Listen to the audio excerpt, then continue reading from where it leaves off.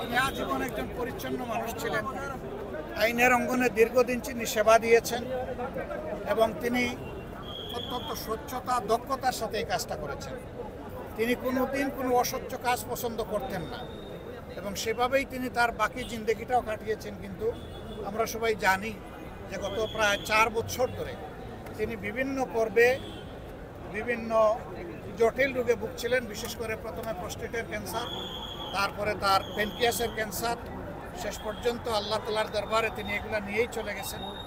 আমরা দোয়া করি তার এই কষ্টের দিনগুলোকে আল্লাহ তাআলা তার নাজাতের উসিলা করে দিন এবং তিনি জাতির সামনে আইনের জগতে দেশকে আইনের শাসনের উপর প্রতিষ্ঠিত করার জন্য যে লড়াই আজীবন করে গেছেন, এটা আমি বিশ্বাস করি আইনগণের সকলের জন্য একটা উত্তম উদাহরণ হয়ে থাকবে। যদি তার এই আদর্শকে সবাই অনুসরণ করেন যে আমরা কালোকে কালো বলবো, সাদাকে সাদা বলবো, সাদার পক্ষ নিব, কালোর বিপক্ষে দাঁড়াবো, তাহলে দেশে আইনের শাসন কায়েম হওয়া সম্ভব।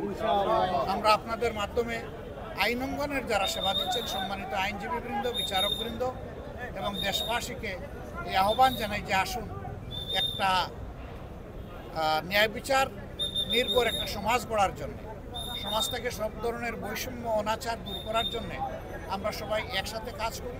আবারও আল্লাহর বান্দার জন্য দোয়া করি তার এই পরিচ্ছন্ন জীবনটাকে আল্লাহ যেন মায়া করে কবুল করেন এবং আল্লাহ তার প্রিয় বান্দাদের মধ্যে যেন তাকে শামিল করে নেন।